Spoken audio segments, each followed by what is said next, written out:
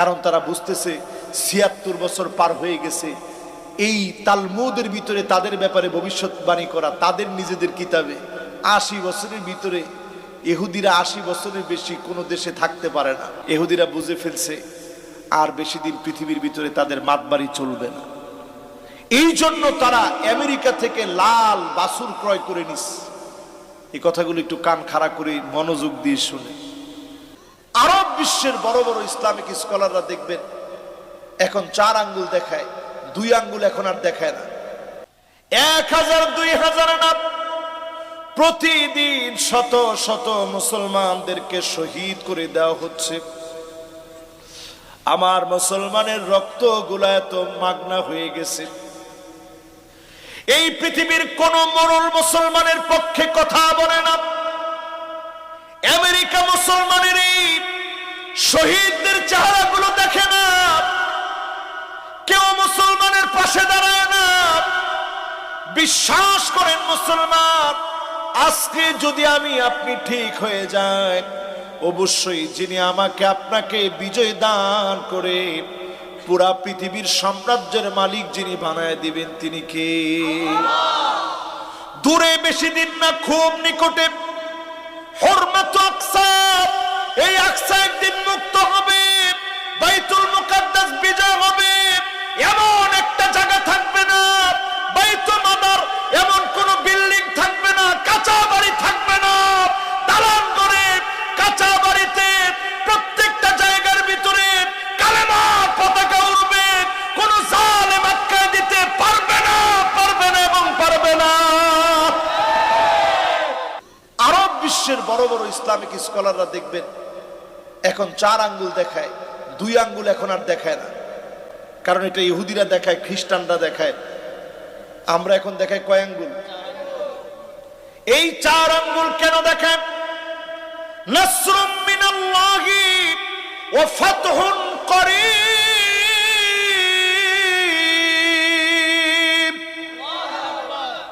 মানে কি? নাসরুম মিনাল্লাহ, সাহায্য আসবে কার পক্ষ থেকে? ওয়া ফাতহুন করিব, আর এটা নিশ্চয়ই বিজয় হবে, নিকটবর্তী বিজয় আসবে। আল্লাহর বিজয় যখন চলে আসবে, কাফেররা শত চেষ্টা করবে, কাফেরদেরকে যিনি পরাজিত করবেন তিনি কে? ইহুদিরা বুঝে ফেলছে আর বেশি দিন পৃথিবীর ভিতরে তাদের মাতবাড়ি চলবে না। এই জন্য তারা আমেরিকা থেকে লাল বাছুর ক্রয় করে নিস। এই কথাগুলো একটু কান খাড়া করে মনোযোগ দিয়ে শুনে। লাল বাছুর ক্রয় করে নিস। উদ্দেশ্য কি? তাদের উদ্দেশ্য হচ্ছে এই লাল বাছুর মাউন্ট টেম্পলের উপরে নিয়ে জবাই করবে তারা। কখন জবাই করবে? বাইতুল মুকাদ্দাসের জায়গায় যখন একটা উপাসনালয় তারা তৈরি করবে, তখন তারা লাল বাছুরকে জবাই করবে। এই রেড রফকে তারা জবাই করবে মাউন্ট টেম্পলের উপরে নিয়ে। রেড হফারকে জবাই করবে মাউন্ট টেম্পলের উপরে নিয়ে। ওইখানে তারা বাইতুল মুকাদ্দাস ভেঙে ফেলে দিয়ে সেইখানে তারা তাদের একটা উপাসনালয় বানাবে। কিন্তু তারা জানে মুসলমান সারা দুনিয়াতে যারা আছে, মুসলমান লোহার বুট, এই বুটকে চর্বণ করার মতো, এই বুটকে চিবানোর মতো কোন শক্তি, কোন দাঁত পৃথিবীতে তৈরি হয় নাই, ঠিক কিনা? এই জন্য ইহুদিরা এই সাহস করে না। তারা এখন চাচ্ছে সুড়ঙ্গ করে বাইতুল মুকাদ্দাসের বীজ নড়বড়ে করে ধ্বংস করে দিবে। সেখানে তারা হুট করে একটা টেম্পল তৈরি করে ফেলবে। এখন সুড়ঙ্গে আল্লাহ মুসলমানদেরকে এক্সপার্ট বানায় দিছে। আমার ভাইয়েরা, সবচেয়ে বেশি সুড়ঙ্গের ব্যাপারে স্পেশালিস্ট হচ্ছে তারা। জোরে কোন আল্লাহু আকবার। তারা বুঝে ফেলছে এই লাইনে আমরা কাজ করলে চলবে না, একটা কৃত্রিম ভূমিকম্প তৈরি করতে হবে। টেকটনিক প্লেটের ভিতরে একটা কৃত্রিম একটা ঝাঁকুনি তৈরি করে এইভাবে করে এই পৃথিবীর ভিতরে একটা নাড়া দিতে হবে। এই চাওয়া পাওয়া হচ্ছে ইহুদিদের। কৃত্রিম ভূমিকম্প তৈরি করবে, কারণ তারা বুঝতেছে ৭৬ বছর পার হয়ে গেছে। এই তালমুদের ভিতরে তাদের ব্যাপারে ভবিষ্যৎবাণী করা, তাদের নিজেদের কিতাবে ৮০ বছরের ভিতরে ইহুদিরা ৮০ বছরের বেশি কোনো দেশে থাকতে পারে না। ৭৬ বছর যেহেতু হয়ে গেছে, বেশি দিন সময় এখন আমাদের নাই। এখনই সময়, মরি বাঁচি মুসলমানদেরকে শেষ করতে হবে, এই প্ল্যানে তারা নামছে। যখনই তারা বাইতুল মুকাদ্দাসে হাত দিবে, এই পৃথিবীটার ভিতরে তৃতীয় বিশ্বযুদ্ধ লেগে যাবে। আজকে লিখে রাখেন আপনি, কথা কয় না? এই পৃথিবীর ভিতরে তৃতীয় বিশ্বযুদ্ধ লাগবে। আল্লাহর হাবিব বলেন একটা মালহামা হবে, একটা যুদ্ধ হবে, ওই যুদ্ধের পরেই ইমাম মাহদী আলাইহিস সালামের আবির্ভাব হবে। জোরে কোন আল্লাহু আকবার। সময় বেশি নেই। রাসূল হাদিসের ভিতরে দুইটা দলের কথা বলে গেছেন।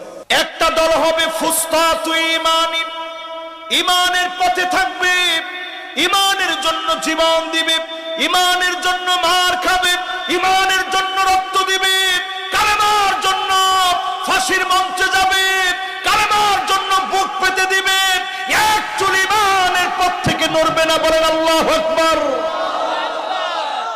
এটা ঈমানদারদের দল। আরেকটা দল হবে ফুস্তাতু নিফাকিন, মুনাফিকদের দল। মাথার চুলের গোড়া থেকে শুরু করে পায়ের তালু পর্যন্ত মুনাফিকি দিয়ে ভরা থাকবে, ঠিক কিনা বলে? এরা দাজ্জালের পিছনে ছুটবে। দমাস্কের সাদা গম্বুজওয়ালা মসজিদে ঈসা আলাইহিস সালাম দুজন ফেরেশতার বাহুর মধ্যে ভর দিয়ে যখন তিনি নামবেন, ওযুর পানি তখন ওনার মোবারক দাড়ি থেকে বেয়ে বেয়ে পড়তে থাকবে। জোরে করে আল্লাহু আকবার। আপনি আমি তো ঘুমায় আছি, ঘুমায় থাকার সময় কিন্তু আর নেই। আপনি আমি শুধু বাংলাদেশ নিয়ে কথা বলি না, এই মাহফিলে আমি সারা ওয়ার্ল্ড নিয়ে কথা বলতে চাই। এই ফিলিস্তিন হবে, এই ফিলিস্তিন হবে মাহশার। দুনিয়ার জীবনে কিয়ামতের আগে মুসলমানদের, ইমানদারদের দলের একত্রিত হওয়ার জায়গা হবে এই দমাস্ক, এই ফিলিস্তিন, এই জর্ডান, এই লেবানন, এই অঞ্চলগুলো হবে মুসলমানদের একত্রিত হওয়ার জায়গা। বারাকনা হাওলাহু, চারপাশে যিনি বরকত দিয়ে রেখেছেন তিনি কে? তার মানে বোঝা যায় এই জায়গা কত দামি জায়গা। সূর্যকে আল্লাহ থামায় দিয়ে ইউশা বিন নুন আলাইহিস সালাম জিহাদ করেছেন। আল্লাহ বলছে সূর্য থাম, ডুববি না। আগে ইউশা বিন নুন জিহাদ করবে, পরাস্ত করবে কাফেরদেরকে, তারপরে তুই ডুববি। জোরে করে আল্লাহু আকবার। সূর্য থেমে গেছে। আমি আপনি যদি ফিলিস্তিন নিয়ে নাও ভাবি, এই ভূমির পরাজয় আমরা দেখব না, বরং বিজয়ী আল্লাহ দিবে। আপনি মুনাফিক হিসাবে চিহ্নিত হবেন, ঠিক কিনা বলেন? এই জন্য মুসলমান সচেতন হওয়া লাগবে। পেপসি বাদ দেন, 7 আপ বাদ দেন, কোকা কোলা বাদ দেন, ক্লোজ আপ বাদ দেন, তারপরে পেপসুডেন্ট বাদ দেন, এরপরে সেন্সুডাইন বাদ দেন, এরপরে আমাদের বিন সহ হারপিক যেগুলারে আমাদের মনে করে আমরা খাই, আছে না? সানসিল্ক, এরপরে নেসলে, এরপরে ইউনিলিভার, এরপরে হারপিক, এরপরে হরলিক্স, এরপরে কিনলে। দেখছেন ও সিস্টেম কি? নাম দিছে কিনলে। আরব দেশে নাম দিছে মুইয়া। তো মানুষ চিন্তা করে কিরে, মুইয়া মানি হইতেছে মা উন মানি পানি, একটু কিনা দিই তো পানিটা কিরকম। এটা ওদের ব্র্যান্ডিং, একুফিনা তাদের ব্র্যান্ডিং। আজ থেকে তওবা করেন, তাদের ব্র্যান্ডিং কোন জিনিস দেখলে আপনি ভাগ্যে চিরা ফালায়েন না। একটু নিয়ত করেন যে আল্লাহ আমি আর ওই দিকে যাব না, ইনশাআল্লাহ। কোন অন্তত মনের ভিতরে একটা জিদ তৈরি করেন, আল্লাহ আমি তো আমার জীবন দিতে পারি নাই, আমার রক্তগুলা ভাইয়ের জন্য দিতে পারি নাই, আমার ভাই কয়দিন ধরে খায় না, তার জন্য কিছুই করতে পারি নাই, ইহুদির পণ্য আমি বয়কট করেছি, তার প্রতি আমি ঘৃণা জন্মিয়েছি, তার মতো চুল কাটি নাই, তার মতো আমি বেপরদা হই নাই, তার মতো ট্যাটু আঁকি নাই, তার মতো কানের ভিতরে দোল দেই নাই, পুরুষ হয়ে হাতের ভিতরে বালা পরি নাই, মেয়ে হয়ে পুরুষের মতো জামা পরি নাই। সব ক্ষেত্রে যখন পরিবর্তন হবেন আপনি বুঝবেন নবীর উম্মত হিসাবে আপনার জন্য নবী অপেক্ষায় আছে, ঠিক কিনা বলে? শুধু আল্লাহর নবী অপেক্ষায় না, আল্লাহর নবী নবী সেদিন পুলসিরাতের কিনারায় দাঁড়ায় থাকবে, কাঁদবে আর মালিকের কাছে বলবে, ইয়া রাব্বি সাল্লিম, ইয়া রাব্বি সাল্লিম। ও আমার আল্লাহ, দয়া করে মায়া করে মাফ করে দেন। আল্লাহ দয়া করে মায়া করে মাফ করে দেন। মালিকের কাছে উম্মতের জন্য মাফ চাইবে, নবীর দোয়ার কারণে যিনি মাফ করবেন তিনি কে? এমন কিছু উম্মত সেই ময়দানে থাকবে যাদেরকে আল্লাহ জান্নাতি আরোহণের মধ্যে চড়ায় দিবে। গোলাম তুই জান্নাতি আরোহণে চড়। যখন চড়বে এমন নূর বের হবে, নিচে থাকবে জাহান্নাম, ডাক দিয়া বলবে, জুজিয়া মুমিন ইন্না নূরাকা ইউতফিউ লাহাবি। ও মুমিন, তুমি দ্রুত চলে যাও, তোমার আলো জাহান্নামের আগুন নিভিয়ে দিচ্ছে। বলেন আল্লাহু আকবার। আমার ভাইরা, ফিলিস্তিনের ভাইগুলো তো এইরকম মুজাহিদ, যারা জানে আন্নাল জান্নাত তাহতা জিলালিস সুয়ুফ, এই তরবারির নিচে, গোলার নিচে, কামানের নিচে, বন্দুকের নিচে শহীদ হওয়ার মধ্য দিয়ে আল্লাহর জান্নাত পাওয়া যাবে। জোরে করে আল্লাহু আকবার। এই ইহুদিদের প্রোডাক্ট আমরা বর্জন করব, তাদের আচরণ আমরা বাদ দিব ইনশাআল্লাহ। কোন জোরে কোন ইনশাআল্লাহ। ভাই আমার, আপনার আল্লাহ কত নিয়ামত দিছে। আজকে মাহফিলে আসার আগে কর্তৃপক্ষের বাসায় কত রকমের খানা দানা সব আল্লাহ দিছে, এগুলার যোগ্য আমি না। আল্লাহ তাআলা আমাদেরকে এগুলো দান করছেন আমাদের মতো নালায়েক হওয়ার পরে। আর আমার ওই ভাইরা এত কিছু পরীক্ষা দিয়ে জীবন দিয়ে দিচ্ছে, 10 দিন 15 দিন পরে খাবার পাচ্ছে, 2-1টা খেজুর খেয়ে কাটায় দিচ্ছে। পানি নাই, খাবার নাই, চিকিৎসা নাই।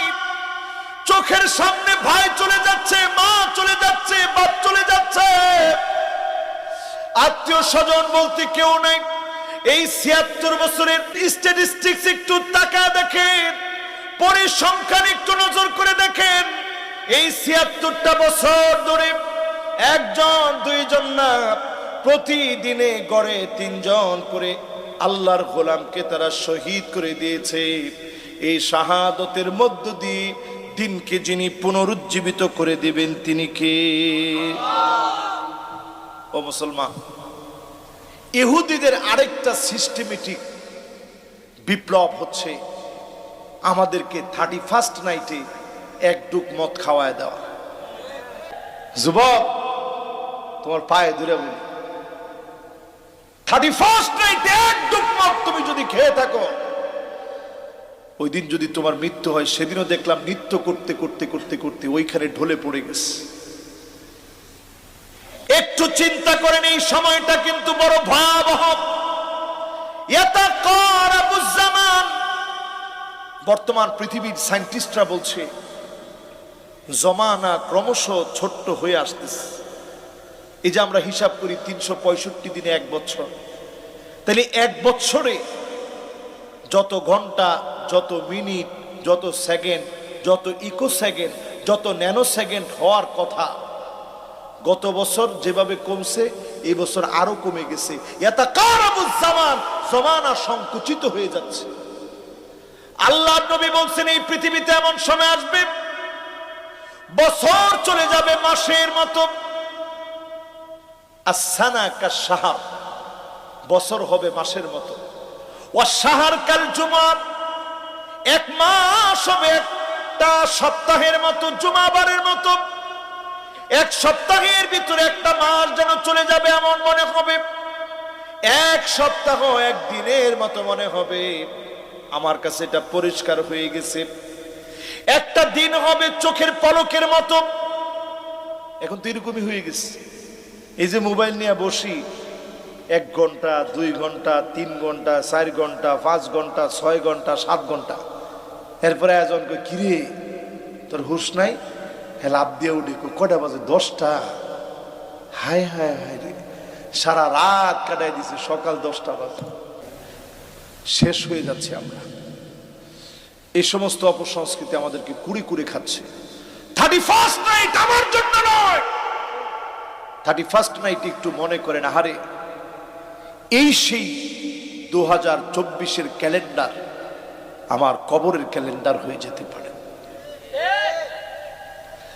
এই বছর আমি আর দুনিয়ায় নাও থাকতে পারি, এই বছরটা আমি কেমন করে গুনাহ দিয়ে শুরু করব? মুকদ্দমাতুল হারামি হারামুন, যেটা সূচনা গুনাহ দিয়ে হবে ওইটা গুনাহ দিয়ে চলবে। আপনি গুনাহ দিয়ে যদি মদ খেয়ে, বাজি ফুটা, মেনি গান গেয়ে যদি 31st নাইট কাটায় দেন, ওই দিন যদি মৌত হয়ে যায় কেমন করে মালিকের সামনে চেহারা দেখাবেন? পপ গ্যাগারিনের, পপ গ্যাগরিন এই তার দেখানো পথে আপনারা 31st নাইটকে সেলিব্রেট করেন। এই 31st নাইটকে যারা সেলিব্রেট করেন, আপনি একজন মুসলিম, নিজেকে প্রশ্ন করেন, আমি মুসলমানের সন্তান, বাদাল ইসলামু গরীবান ওয়া সায়াউদু গরীবান তুবা লিল গুরাবা, আমার জন্য আল্লাহ জান্নাত বানায় রাখছে এই 31st নাইট সেলিব্রেট করার জন্য, আমি না। ঠিক কিনা বলেন? আমার নিজেকে ব্যতিক্রম বানাতে হবে। সবাই ওই দিন বড় বড় ডেক্সেট বাজায়া নাগিন ড্যান্স দিবে। কি ড্যান্স এটা? আবার কেমন? এটা কোন সময় ফাললে মাথাটা নিচের দিকে দিয়া ফাউডা উপরের দিকে দেয়। হায়রে হায়রে মুসলমান, আজকে থেকে চিন্তা করেন 31st নাইটে একটা কিছু না করে এশার নামাজ আপনি পড়বেন জামাতের সঙ্গে, আল্লাহর কাছে বলবেন, আল্লাহ এশার নামাজটা দিয়ে আল্লাহ এই বছরটা শেষ করলাম, আর ফজরের নামাজে গিয়া দাঁড়ায় বলবেন, আল্লাহ নতুন বছরটা ফজরের নামাজ দিয়া শুরু করলাম। পারবেন না ইনশাআল্লাহ? আল্লাহর হাবিব বলছেন, যদি কেউ এইভাবে এশার নামাজ জামাতে পড়ে, ফজরের নামাজ জামাতে পড়ল, ফাকান্নামা কামা তুলাল লাইল, সারা রাত জেগে তাহাজ্জুদের নামাজ পড়লে যেই পরিমাণ সওয়াব হতো, সম পরিমাণ সওয়াব যিনি বান্দার আমল নামায় দিবেন তিনি কে? হাত উঠায়া, ও আমার যুবক, হাত উঠায়া ওয়াদা করি, হাত উঠান। 31st নাইটে কোন আমার লগে লগে কোন প্রকার অশ্লীলতা আমার কাজ হবে না। পড়েন, আমার কাজ হবে না। আল্লাহ আপনি আমারে কবুল করেন, মাফ করে দেন, মুমিন হিসাবে কবুল করেন। বাঁচবো কিনা জানি না, এই বৎসরের পূর্ণ বরকত দিয়ে আগামী সময়ের পূর্ণ বরকত দান করে দিন। পরে না আমি হাত গুলা নামান। রাজি আছেন ইনশাআল্লাহ? নামাজ পড়বেন তো ইনশাআল্লাহ? ওয়াজিনা বিকানা হাউলাই শাহীদা,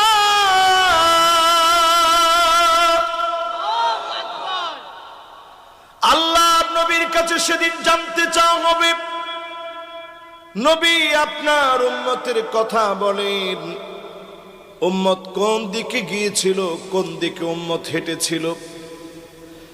জীবনে কোনদিন এই উম্মতকে নবীজি দেখে নাই। আমার মতো নালায়েক নাফরমান গুনাহগারকে নবীজি কোনদিন দেখে নাই, আপনাদেরকে নবীজি কোনদিন দেখে নাই। কিন্তু এই আয়াতে কারিমাটি এমন একটা আয়াত, আল্লাহ নবী বিশ্ব নবীর সামনে ইবনে মাসউদ যখন একদিন আসলেন, আল্লাহ নবী আদর করে বললেন, ইবনে মাসউদ রে একটু পড়ে শোনাও। ইবনে মাসউদ বললেন, নবী আপনার সামনে কেমনে পড়ব? আলাইকা উনজিল, এই কোরআন তো আপনার উপর আল্লাহ অবতীর্ণ করেন। সামান্য বড় হুজুরের সামনে পড়তে গেলে মনের মধ্যে ভয় লেগে যায়, ঠিক কিনা বলেন? ছোট বাচ্চা ইমাম সাহেবের সামনে যখন নিয়ে যান, ইমাম সাহেব আমার ছেলে হিপস কমপ্লিট করছে, একটু পড়াটা শুনে।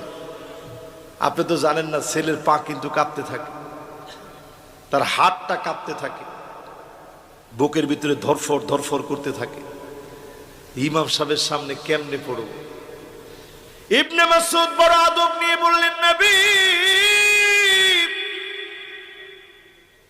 আপনার সামনে কেমন করে তিলাওয়াত করব? এই কোরআনুল কারীম আল্লাহ রাব্বুল আলামিন আপনার উপর অবতীর্ণ করেছে, আপনার সামনে কেমনে পড়ব গো নবী? আল্লাহর নবী বললেন, ইবনে মাসউদ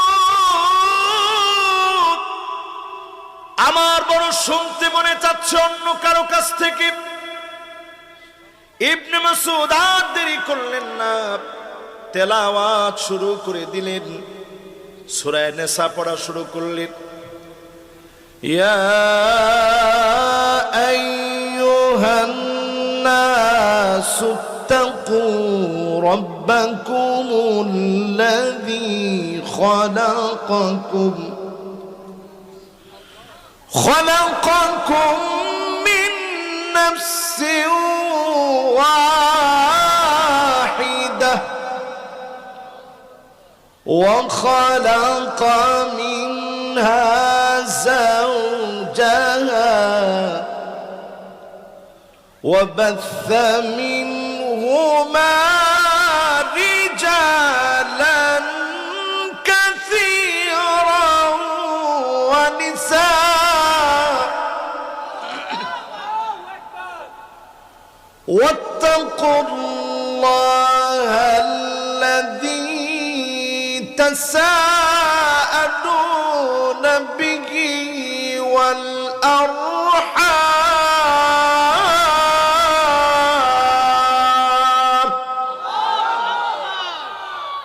এইভাবে পড়তে পড়তে পড়তে পড়তে যখন আজকের আলোচ্য আয়াত, যে আয়াতটা আমি তেলাওয়াত করছি, সূরা নিসার কত নাম্বার আয়াত?